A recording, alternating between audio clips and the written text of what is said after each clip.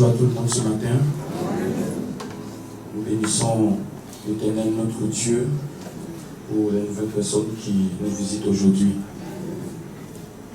Aujourd'hui encore, Dieu va te montrer sa gloire. Amen. Comme j'ai dit déjà à quelqu'un,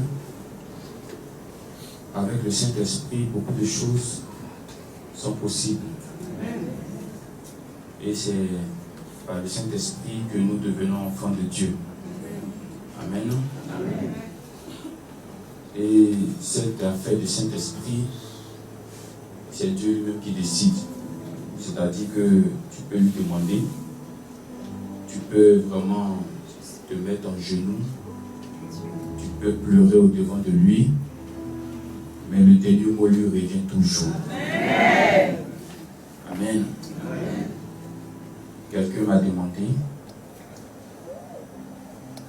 quelle assurance je peux avoir de savoir que j'ai le Saint-Esprit. C'est-à-dire comment je peux savoir que j'ai le Saint-Esprit. Comment? Surtout que le Saint-Esprit n'est pas écrit sur le front, le Saint-Esprit n'est pas écrit sur le dos. Comment je vais savoir? Vous savez, dans la Bible, il est dit que l'Esprit de Dieu rend témoignage à notre esprit que nous sommes enfants de Dieu.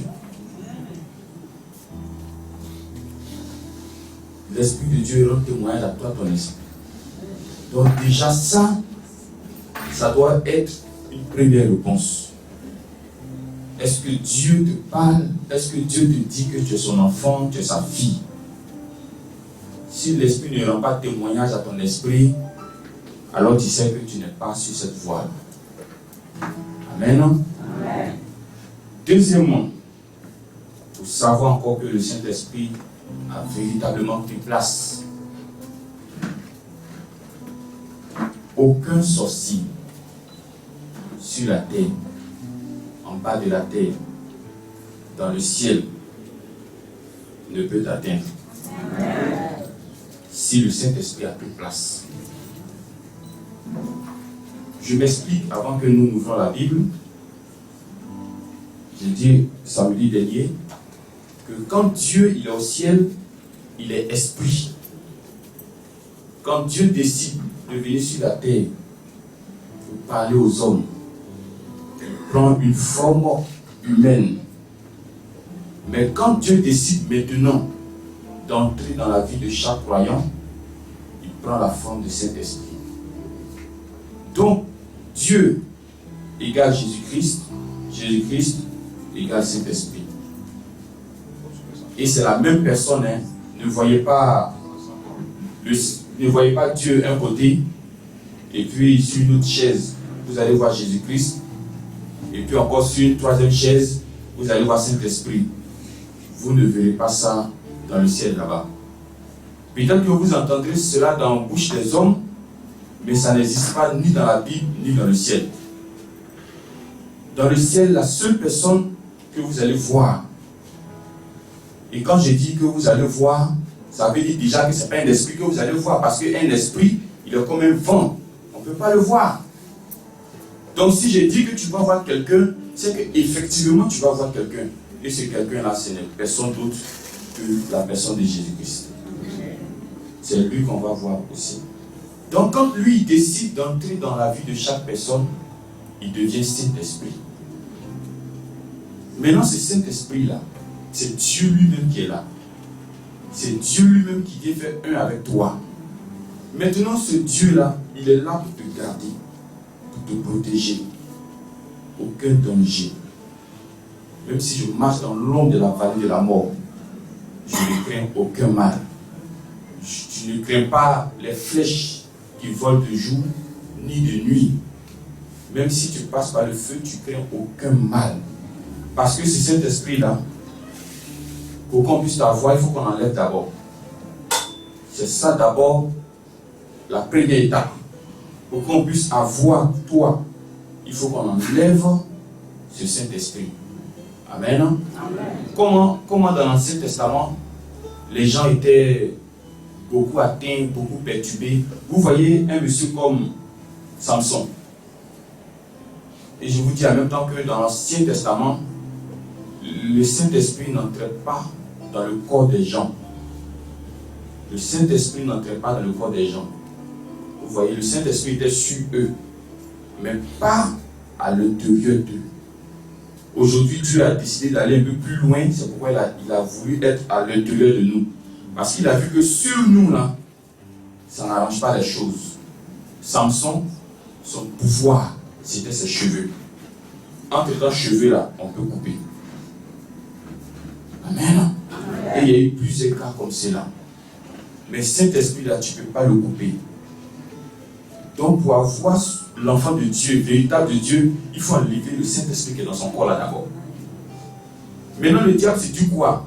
Qu'en mettant le péché sur ta route, quand tu vas tomber là-dedans, Saint-Esprit ne sera plus avec toi. Et comme cela, il pourra t'atteindre. Mais ce n'est pas comme cela que ça marche. Ce n'est pas comme cela que ça marche.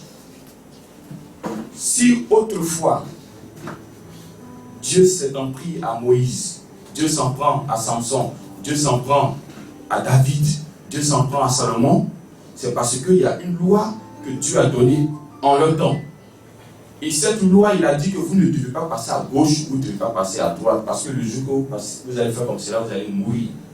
C'est la cause pour laquelle, de tous ceux qui sont sortis d'Égypte, c'est 2 seulement qui sont entrés à Canaan. Mais de nos jours, Dieu te parle de la foi. Amen. Dieu te parle de la foi. Parce que si Dieu veut mettre encore la loi devant, je vous dis que la même chose qui s'est passée dans le désert, c'est la même chose qui va se passer aujourd'hui. Pourquoi vous voulez qu'on fasse l'expérience? Si vous voulez, Dieu peut faire l'expérience avec vous. On a lu ici dans Jacques, il dit qu'il y a toute la loi qui est là. Mais si tu pèches contre une seule, tu es coupable de tout. Donc vous voyez qu'avec la loi, là, vous ne pouvez pas avancer. Mais avec la foi, vous pouvez avancer. Parce que votre foi va vous rapprocher de Dieu. Entre-temps, la loi vous met en opposition à Dieu, parce que chaque fois vous désobéissez à la loi.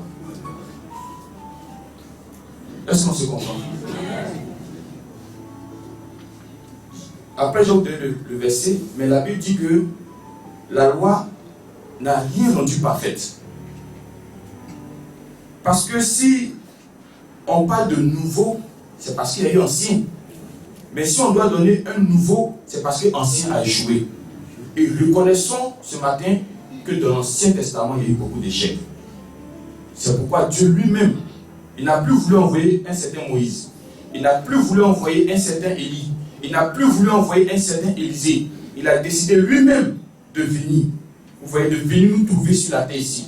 Il a décidé lui-même de venir arranger les choses. Et quand il est parti, il dit, je m'en vais, mais je vous laisse quelqu'un. Avec lui là, vous êtes sauvés. C'est ça, il a donné le Saint-Esprit. Donc, l'Esprit Saint là, pour le recevoir même, ça ne dépend pas de toi. Tu peux demander effectivement.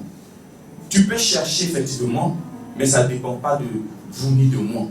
C'est Dieu qui décide à qui veut donner le Saint-Esprit. Mais il y a quelque chose quand même qui peut te permettre de le recevoir. Vous voyez, il a dit aux disciples de rester à Jérusalem jusqu'à ce que la puissance d'en haut descende sur eux. Donc là, ici, le Saint-Esprit est devenu une promesse. Mais pour que cette promesse se réalise, il fallait qu'il reste où? À Jérusalem. Donc ça veut dire que quand tu es à la bonne place, quand tu es là où Dieu veut que tu sois, quand tu pries là où Dieu veut que tu pries, tu finiras par recevoir ce Saint-Esprit. Est-ce qu'on se comprend? Eux, ils n'avaient pas besoin de demander. C'est ce qu'Ésaïe a dit, Ésaïe 65. Il dit, je me suis... On peut lire ça rapidement. Ésaïe 65, verset 1. Ésaïe 65, verset 1. Ésaïe 65, verset 1. Ésaïe 65, verset 1. Il dit, j'ai exaucé... Qui ça? Ceux qui ne demandaient rien. Je me suis laissé trouver par ceux qui ne me cherchaient pas. Vous voyez? Donc, eux là, ils n'avaient pas besoin de demander. Ils n'avaient pas besoin de chercher. Tout ce qu'ils devaient faire, c'est de rester à Jérusalem. Et je pense que ce jour-là, ils étaient dans une maison qu'on appelait la chambre haute. Et ils étaient 120. Et ils étaient en union de prière. Vous voyez, ils étaient en train de s'exhorter. Et la Bible dit tout à coup. Quand on dit tout à coup, ça veut dire que tu ne t'attends pas. Tout à coup, il y a un vent qui est venu. Et dans ce vent-là, il y avait le Saint-Esprit. Et ils ont tous reçu ce Saint-Esprit-là. Femmes comme hommes qui étaient dans cette salle. Ils ont tous reçu ce Saint-Esprit. Amen, non? Amen. Voilà. Donc le Saint-Esprit dans la vie d'une personne ne peut pas sortir. Et à cause de ce Saint-Esprit-là, tu es devenu enfant de Dieu. Amen. Amen.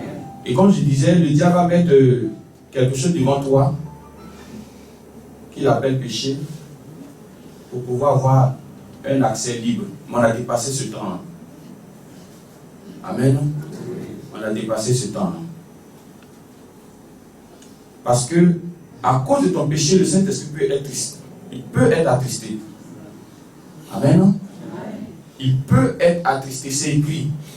Mais être attristé, c'est différent de il est sorti de ton corps. Amen. Il peut être attristé. Mais il est toujours à l'intérieur. Maintenant, Dieu qui châtie celui qui l'aime là, il viendra faire son travail. Amen. Pour que tu puisses savoir que tu es sur une voie qui n'arrange pas Dieu. Et rapidement, tu vas te remettre sur la bonne voie. Mais pendant que Dieu est en train de te parler là, c'est pas du coup que tu peux entendre sa voix.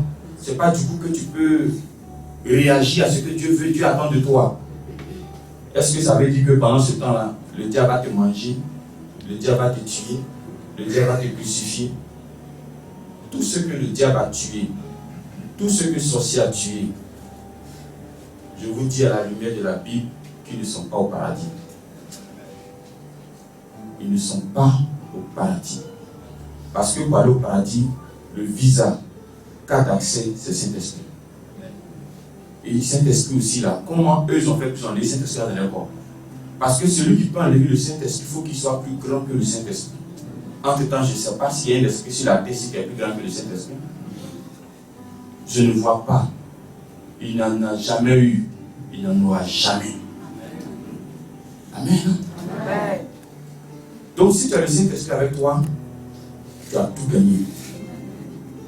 Tu as non seulement gagné le ciel, mais tu as aussi gagné la terre. J'ai encore dit que quand Saint-Esprit vient en toi, tu n'appartiens plus à ta famille. Quand je dis tu n'appartiens plus à ta famille, ça ne veut pas dire que ton nom de famille a changé. Ça ne veut pas dire que le sang en toi n'est pas le même sang aussi en eux. Regardons un peu la vie de Jésus lui-même. Quand Jésus est né de Marie, là, c'était d'abord la chair et le sang. À 12 ans, ils ont un peu parlé de lui. Mais après 12 ans, on n'a plus parlé de lui jusqu'à, je pense, quand il a commencé son ministère à l'âge de 30 ans.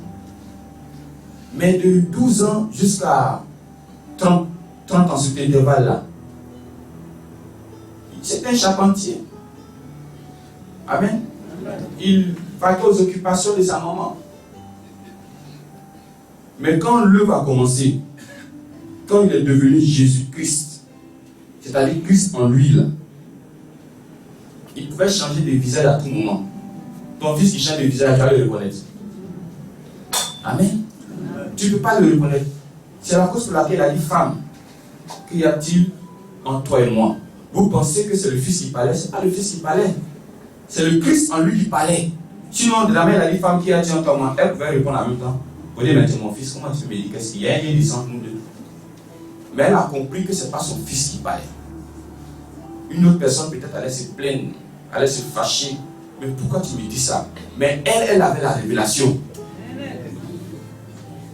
Elle avait la révélation. Elle savait que ce qui est en train de parler actuellement, ce n'est pas Jésus lui-même.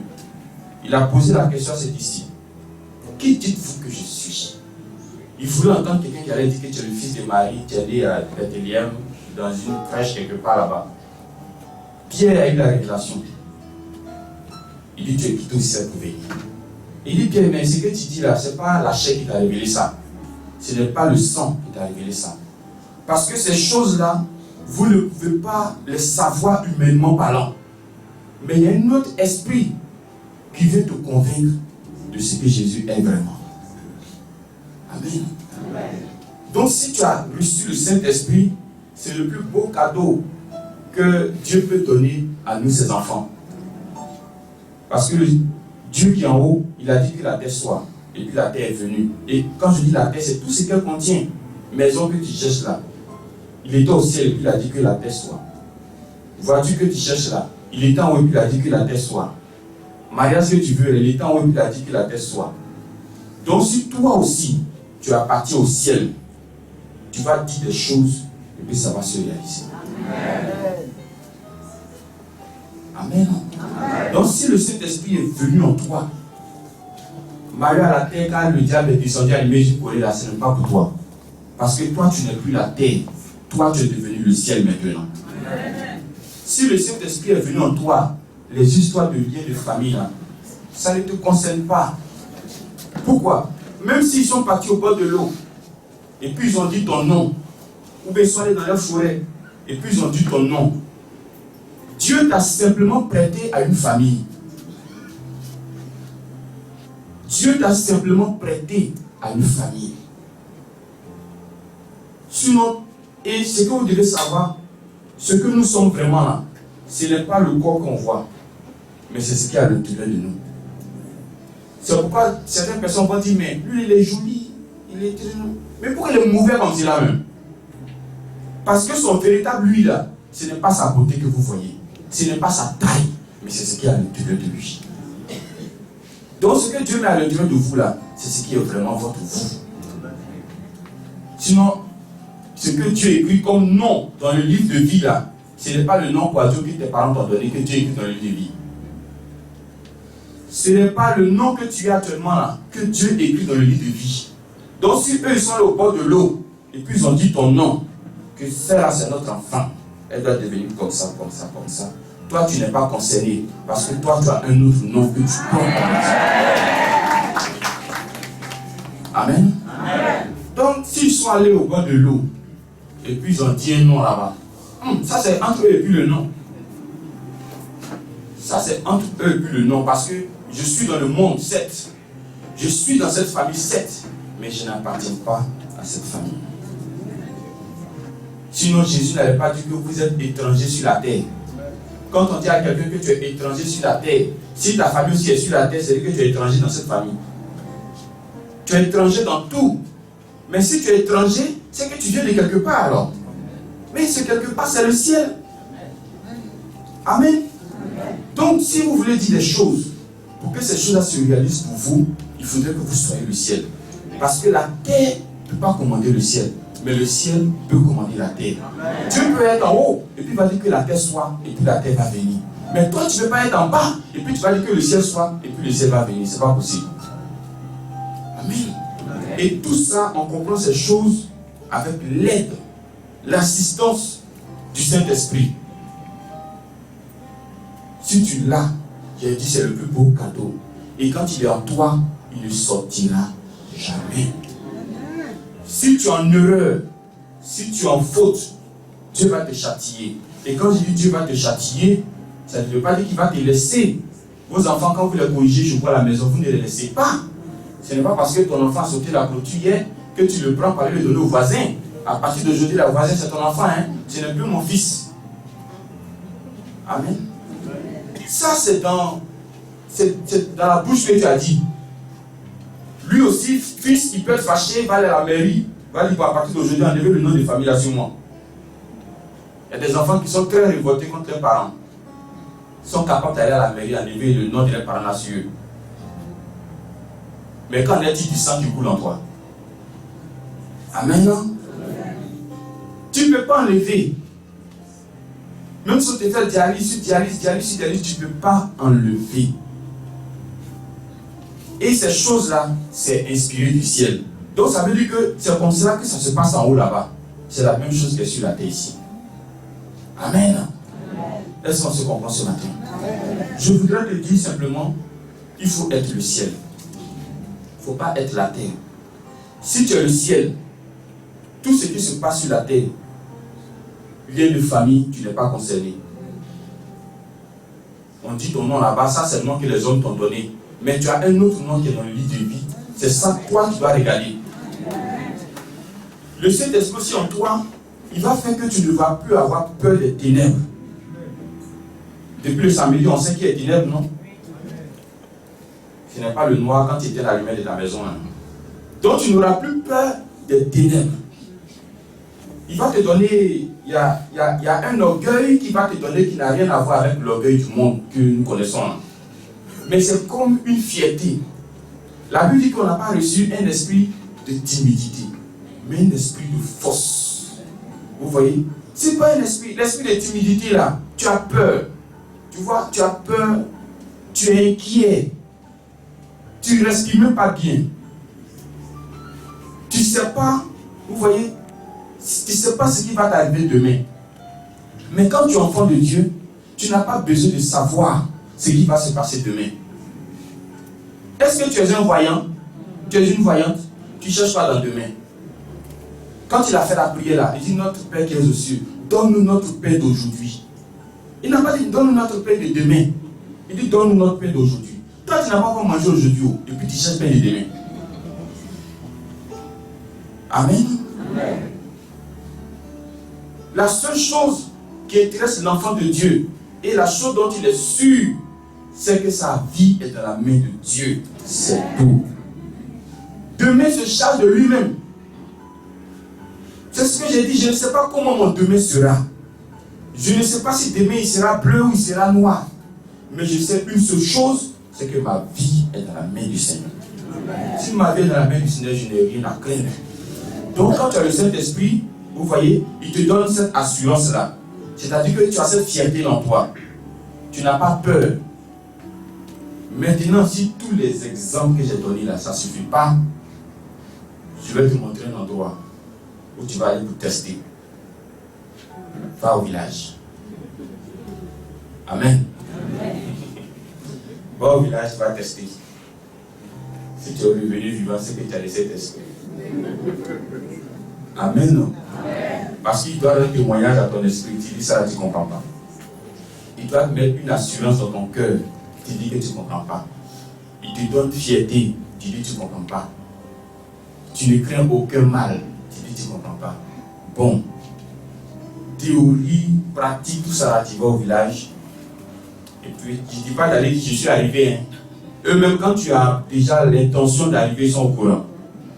Simple intention, ils sont au courant. Amen. Amen. Tu t'en vas. Tu vas arriver là, tu seras mieux éclairé, tu seras mieux rassuré. Amen. Amen. Sinon, Dieu veut que tu sois le ciel aujourd'hui. Donc, je vous en supplie. C'est vrai, vous avez des soucis. Vous avez des problèmes. Vous avez des difficultés. Et tout ça, c'est Dieu qui fait ça comme cela. Parce que, en toute chose là, si tu ne connais pas le mauvais, tu ne peux pas savoir l'importance du bon. En toute chose là, si tu n'as pas dormi dans le noir longtemps, tu ne vas pas connaître l'importance de la lumière. En toute chose là, si tu n'as pas marché beaucoup jusqu'à tes tapettes vont finir, tu ne vas pas connaître l'importance des voitures. Si tu n'as pas galéré, tu ne vas pas connaître l'importance de l'argent. Si tu n'as pas été malade, tu ne connaîtras pas l'importance de guérison. Donc Dieu a provoqué beaucoup de choses dans votre vie pour que vous puissiez mieux apprécier la vie. Dieu n'a pas fait ça pour que tu meurs. Si tu es rentré dans cette salle, tu ne meurs pas. Si tu es mort, c'est que c'est ton corps qui est resté ici, puis ton esprit est dehors. Mais si tu es rentré dans cette salle, tu n'es pas né pour mourir ici. Amen. Amen. Amen. Donc ça veut dire que tout ce qui est en train de t'arriver, approche-toi seulement de Dieu. Mets ta foi simplement. J'ai dit que c'est la foi qui marche. Tu peux accompagner aussi avec ta façon de marcher avec ton Dieu, mais ce qui accélère là, c'est la foi. Amen. Donc si cette foi est en toi aujourd'hui, tu deviens le ciel. Amen.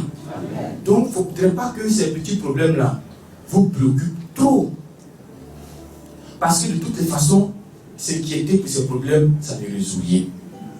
S'inquiéter pour ces problèmes, ça ne change rien. Ça ne change pas, je vous assure. Tu t'inquiètes, tu te lamentes, ça change. Au contraire même, ça te tue. Ça peut te donner des maladies. Ça peut te donner des problèmes de cœur. Tu manges mais tu ne grossis pas. Tu mets pour mal mais tu ne grossis pas. C'est moi c'est le problème qui fait ça. Hein? Tu mets toutes les pommades mais ça ne prend pas. Donc c'est la même chose. Enfin pour toi là c'est dans le sang. Si ton sang est purifié, tu vas voir que ça va prendre maintenant. Sinon il y a des gens qui sont là, ils ne mangent pas beaucoup mais ils grossissent. Ils n'ont pas pommade mais ils sont chocos. Amen. Amen. Simplement il faut être le ciel. Amen. Amen. Préoccupe-toi moins de ce qui est sur la terre et préoccupe-toi beaucoup de ce qui est dans le ciel. Amen. Si tu as réussi ça, parce que ça là tout le monde n'est pas capable de réussir. Je vous dis en même temps, tout à l'heure quand il était au micro, là, il y a des gens qui vont se préoccuper encore de la terre et vont oublier le ciel. Tout le monde n'est pas capable. Mais je pense que Dieu fait grâce aussi à qui il veut. Donc que Dieu te fasse grâce. Tu comprends parfaitement ce que je voulais te dire aujourd'hui. S'il a pu se révéler à des gens qui ne l'ont pas cherché, je pense qu'il peut te faire des grâces aussi. S'il a parlé, il a donné à des gens qui n'ont rien demandé, je pense qu'il peut te faire grâce. Parce qu'au moins, toi, tu vas lui demander quelque chose aujourd'hui. Donc que Dieu nous bénisse. On a des problèmes, c'est vrai, mais n'oublions pas que nous sommes étrangers sur cette terre, qu'on a notre espérance qui est dans le ciel. Prends ton ciel et puis parle sur la terre ici. Quelque chose va se passer pour toi. Que Dieu nous bénisse. Donc, garde bien Ésaïe 65, verset 1 à 2. Dieu nous bénisse.